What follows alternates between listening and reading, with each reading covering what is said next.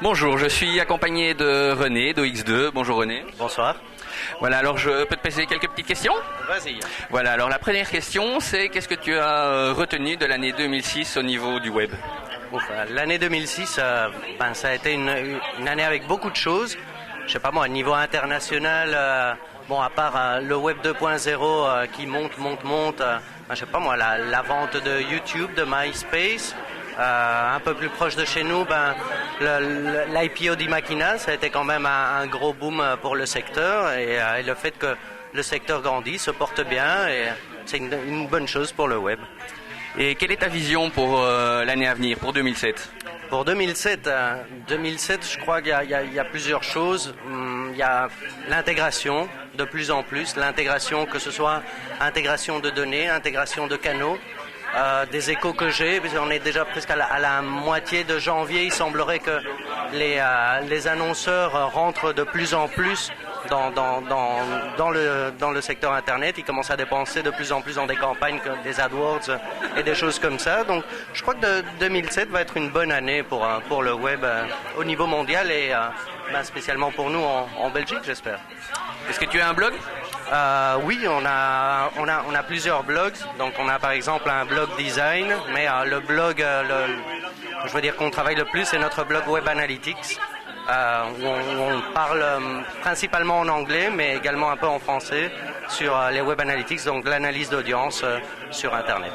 Quelle est l'adresse de ce blog? C'est facile, c'est Web Analytics. J'ai lu sur le blog de Fred Cavazza qu'il y allait y avoir une transformation des métiers et outils liés à l'analyse d'audience. On va passer d'une logique d'outils à une logique de service. Qu'est-ce que tu en penses? Que nous, c'est la vision qu'on a depuis 2004, où on a commencé à fond avec les Web Analytics.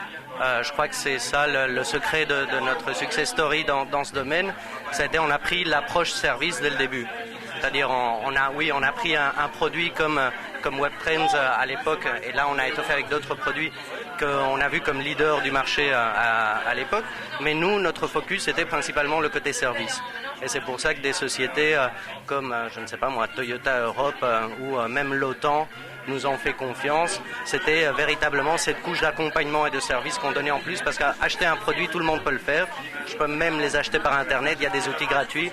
Mais le problème, c'est s'en sortir avec les 300 rapports que tu as dedans. Finalement, qu'est-ce qui est important? Donc je crois que Fred Cavazza, je lis de temps en temps son blog. Il faut le prendre aussi dans son contexte. Il est français, donc il y a des outils d'analyse d'audience français comme City ou Weboscope qui ont du chemin à faire avant d'arriver à ce que d'autres produits américains font. Mais je veux dire, c'est clair que la logique service, c'est ça le futur. Le produit, finalement, on s'en fout un peu. L'important, c'est the brain. Okay. Parfait.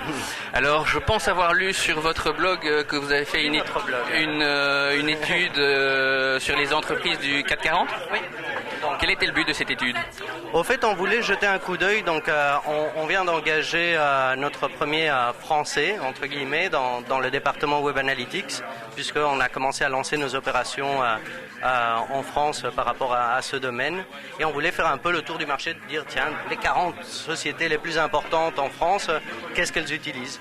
Et on a fait un petit peu le tour et on s'est rendu compte que pour la plupart, ils n'étaient même pas en couche culotte, quoi. Donc c'était un peu pour conscientiser le marché sur l'importance de l'analyse d'audience. Et on a commencé avec le CAC 40. Je te cacherai pas, par exemple, on est en train de préparer un autre sur le IBEX 35. Comme je suis espagnol, j'essaie d'aller un peu vers la maison.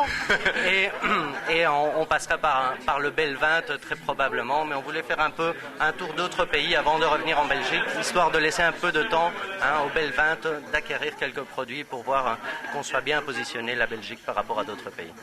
Votre blog, c'est vraiment un outil de travail pour vous? C'est un outil de travail, c'est un outil de positionnement. C'est-à-dire, ça nous a permis, depuis, je crois que c'était en mars de l'année dernière qu'on l'a lancé, de positionner notre département Web Analytics justement par rapport à cette différence entre produit versus service, de présenter, voilà, on a de l'expérience, on sait de quoi on parle et nous, on se concentre sur ce côté service.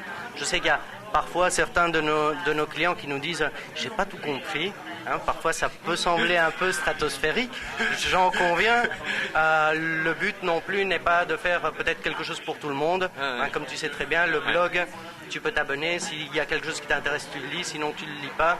Et voilà, on essaie de s'adresser à une audience qui est quand même très différente. Parce qu'il y a des gens aux États-Unis qui nous lisent beaucoup, et au Canada, par exemple. Et où le marché est beaucoup plus avancé qu'ici en Europe.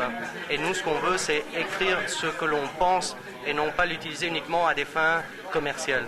Et donc, c'est un peu donner le fin fond de notre pensée par rapport au Web Analytics, et parfois, c'est un peu trop en avance sur le marché européen. Ok, je te remercie René. Alors, une petite question un petit peu plus fun. Qu'est-ce que tu penses du phénomène Second Life ? Du phénomène Second Life, c'est très marrant. Je dois avouer que j'ai créé mon premier profil il y a quelques semaines. J'ai passé des heures à créer mon personnage, etc., à faire qu'il me ressemble, le petit côté, la barbe, peu de cheveux, etc. Mais je me suis rendu compte que je dois encore investir je ne sais pas combien de dollars pour arriver à ma copie conforme. Et c'est un temps hallucinant, quoi. Moi, quand je vois ça, je me dis, mais purée, d'où est-ce que les gens ils sortent du temps pour être tellement là-dedans? Mais bon, c'est très gai, c'est fun. Je comprends qu'il y ait des sociétés qui fassent du business dedans. Mais je crois que bon, ici en Europe, on est encore loin d'être de sociétés que j'ai vues, par exemple, à la Silicon Valley, qui presque leur bureau dans Second Life est plus important que leur bureau matériel. Bonjour Sébastien, donc tu veux nous rejoindre? Alors, encore une petite question. Le Web 2.0, c'est quoi pour toi? Le Web 2.0, c'est le pouvoir au consommateur. C'est finalement, c'est à nous, à tout un chacun, de décider ce qu'on veut. Et la démocratie, la transparence portée à outrance. C'est-à-dire, finalement, l'utilisateur, il peut donner son opinion et il peut agir sur les choses. Jusqu'à présent, c'était les médias donnés dans un sens. Moi, média, je transmets. Maintenant, les consommateurs, les utilisateurs peuvent commencer à discuter entre eux, interagir avec les marques, avec les sites, que ce soit pour ou contre une marque, par exemple. Et finalement, je crois que ça va mettre un peu les pendules à l'heure par rapport à tous les excès qu'on a connus dans les années 90 et début des années 2000, je veux dire, où le marketing était roi, où finalement on nous faisait manger un peu du n'importe quoi, bien packagé. Je crois que le Web 2.0, c'est le pouvoir revient finalement aux citoyens, c'est de la démocratie via l'Internet. Ok, parfait, merci René. Alors, certains annoncent la mort des blogs. Ça te dit quoi ça?